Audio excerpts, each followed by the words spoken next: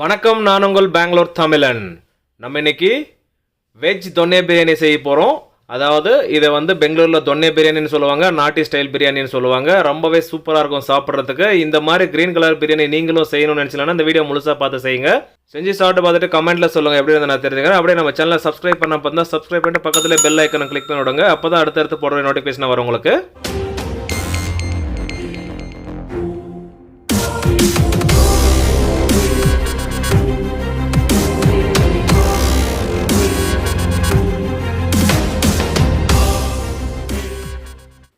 நம்ம இன்றைக்கி நாட்டி ஸ்டைல் வெஜ் பிரியாணி செய்ய போகிறோம். அதுக்கு மசாலா ப்ரிப்ரேஷன் பார்த்துடலாம். ஒரு கடாயை வச்சுட்டு அதில் ஒரு 200 ml ஆயில் ஊற்றிக்கலாம். ஆயில் மிதமான சூடேறி வந்ததும் ஆனியன் போட்டுக்கலாம். ஸ்லைஸ் பண்ணி வச்சுருக்கோம். நம்ம இதில் ஒரு 300 கிராம் வெங்காயம் போட்டுக்கலாம். ஒரு கிலோவுக்கு 150 கிராம் வெங்காயம். 2 கிலோ நம்ம பிரியாணி செய்ய போகிறோம். அதனால் 300 கிராம் வெங்காயம் போட்டிருக்கோம். இதை அப்படியே லைட்டாக வதக்கிக்கலாம். இது கூட காரத்துக்காக கொஞ்சம் பச்சை மிளகா சேர்த்துக்கலாம். கிலோவுக்கு 20 கிராம் எடுக்கிறோம். 2 கிலோவுக்கு 40 கிராம் பச்சை மிளகாய் எடுத்துருக்கோம். இதை சேர்த்துட்டு அப்படியே வதக்கிக்கலாம்.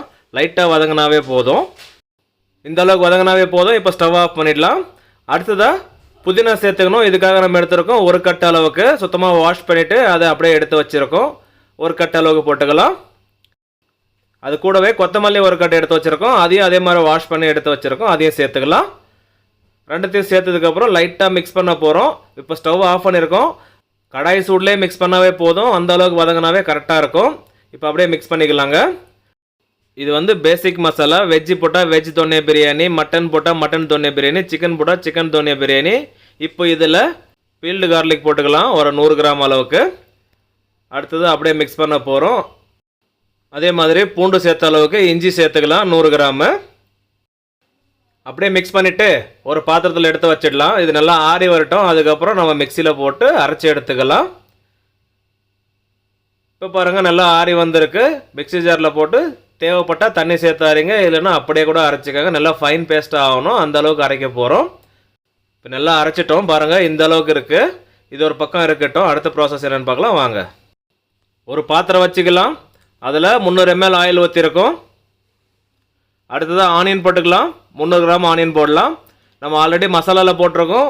அதனால் இதுக்கு 300 கிராம் போட்டாவே போதும், கரெக்டாக இருக்கும்.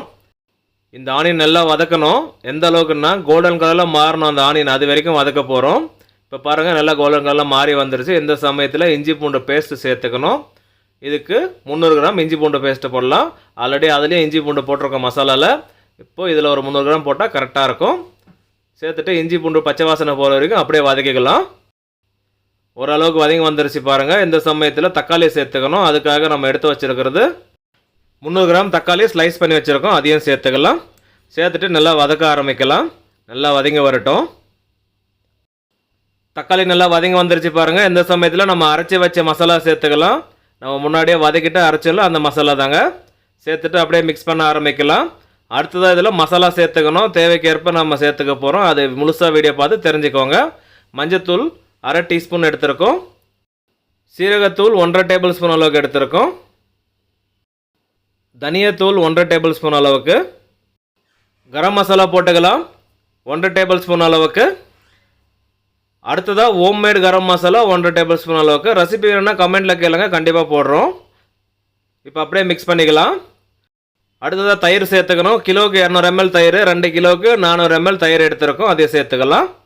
இப்போ அப்படியே மிக்ஸ் பண்ணிக்கலாங்க. மீடியம் ஃப்ளேமில் வச்சுட்டு அப்படியே மிக்ஸ் பண்ணிட்டு இருக்கிறோம்.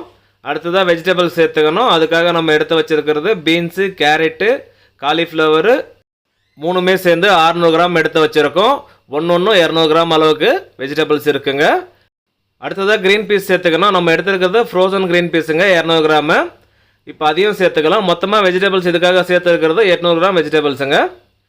இப்போ அப்படியே மிக்ஸ் பண்ணி விடலாம். அடுத்ததாக தண்ணி சேர்த்துக்கணும். நம்ம மசாலா அரைச்ச தண்ணி இருக்கு இல்லையா, அதேவே சேர்த்துக்க போகிறோம். அதாவது மிக்சியை அரைச்சி அந்த தண்ணி எடுத்து வச்சுருக்கோம். அது 2 லிட்டர் ஊற்றிருக்கோம். இப்போ இன்னொரு லிட்டர் தண்ணி சேர்த்துக்கலாம். மொத்தமாக இதுக்கு 3 லிட்டர் தண்ணி ஊற்றினாவே கரெக்டாக இருக்கும். தண்ணி ஊற்றியாச்சு. அடுத்ததாக ரைஸ் போட்டுக்கணும். இதுக்கு எடுத்துருக்கிறது சீரக சம்பா ரைஸ் 2 கிலோ எடுத்திருக்கோம். இது ஹை குவாலிட்டி ரைஸு, வாஷ் பண்ணணும்னு அவசியம் இல்லை, சுத்தமாக இருக்கும். அதனால தான் அப்படியே டைரெக்டாக சேர்த்துக்கிட்டோம். இப்போ அப்படியே மிக்ஸ் பண்ணலாங்க. அரிசியும் தண்ணியும் சம அளவுக்கு வர்ற வரைக்கும் இது அப்படியே மிக்ஸ் பண்ணி விடுவோம். உப்பு போட்டுக்கலாம் தேவைக்கேற்ப. நம்ம வந்து ஒரு 3 டேபிள் ஸ்பூன் அளவுக்கு கல் உப்பு போட்டிருக்கோம். டேஸ்ட்டு பார்த்து போட்டுக்கோங்க. லெமன் ஜூஸ் சேர்த்துக்கலாம். இதுக்காக மீடியம் சைஸ் லெமன் 2 எடுத்து பிழிஞ்சு வச்சுருக்கோம், அதை சேர்த்துக்கிட்டோம். இப்போ அப்படியே மிக்ஸ் பண்ணி விட்டுட்டே இருக்க போகிறோம். அடி பிடிக்காமல் பார்த்துக்கணும். அப்பப்போ கிண்டி விட்டுட்டே இருக்கலாம். பாருங்கள், அரிசியும் தண்ணியும் சம அளவு வந்துட்டுருக்கு. இன்னும் கொஞ்சம் திக்காகட்டும், அதுக்கப்புறம் தம் போடவும். கரெக்டான பதம் பார்த்து தம் போட்டிங்கன்னா பர்ஃபெக்டாக ரெடி ஆகுங்க பிரியாணி. இந்த அளவுக்கு வந்ததுனா போதும். தண்ணி பாருங்கள் நல்லா ட்ரை ஆகிடுச்சு. இந்த சமயத்தில் தம் போட்டுருவோம். துணி ஒன்று மேலே போட்டு மூடிடலாம். கீழே ஒரு இரும்பு தவா வச்சுருக்கோம், ஃப்ளேம் சிம்மில் வச்சுருக்கோம். அது மேலே ஒரு மூடி போட்டு மூடிடலாம். ஸ்டீம் வெளியே போகாமல் இருக்கிறதுக்காக ஒரு வெயிட் தூக்கி வச்சிடலாம். 10 நிமிஷம் டைமர் ஆன் பண்ணிக்கலாம். நல்லா தம் ஆகி வரட்டும். 10 நிமிஷம் கழித்து ஸ்டவ் ஆஃப் பண்ணிவிட்டு இன்னும் 10 நிமிஷம் அப்படியே விட்டுருந்தோம். இப்போ தம் உடைக்க போயிடலாம். வாவ், இந்த மாதிரி ஸ்டீம் போது பாருங்கள். அந்த அரிசியும் சூப்பராக வெந்திருக்கு. கொஞ்சமாக நெய் போட்டுக்கலாம். ஒரு 100 ml அளவுக்கு நெய் சேர்த்ததுக்கப்புறம் அப்படியே தம் உடைக்க போகிறோம். அதோட அரோமா அவ்வளோ சூப்பராக இருக்கும். கண்டிப்பாக ட்ரை பண்ணி பாருங்கள். ஒரு முறை செஞ்சீங்கன்னா திரும்ப திரும்ப செய்வீங்க, அந்த மாதிரி இருக்கும். செஞ்சு சாப்பிட்டு பார்த்துட்டு கமெண்ட்டில் சொல்லுங்கள் எப்படி இருந்து நான் தெரிஞ்சுக்கிறேன். அப்படியே நம்ம சேனலை சப்ஸ்கிரைப் பண்ணால் பார்த்தா சப்ஸ்கிரைப் பண்ணிட்டு பக்கத்துலேயே பெல் ஐக்கனை கிளிக் பண்ணிவிட்டு ஆல் என்ற பட்டனை கிளிக் பண்ணிவிடுங்க. அப்போ தான் அடுத்தடுத்து போடுற வீடியோ நோட்டிஃபிகேஷன் வரும் உங்களுக்கு. மேலும் மேலும் சப்போர்ட் பண்ணிட்டு வாங்க. மீண்டும் அடுத்த வீடியோவில் சந்திப்போம். பாய்.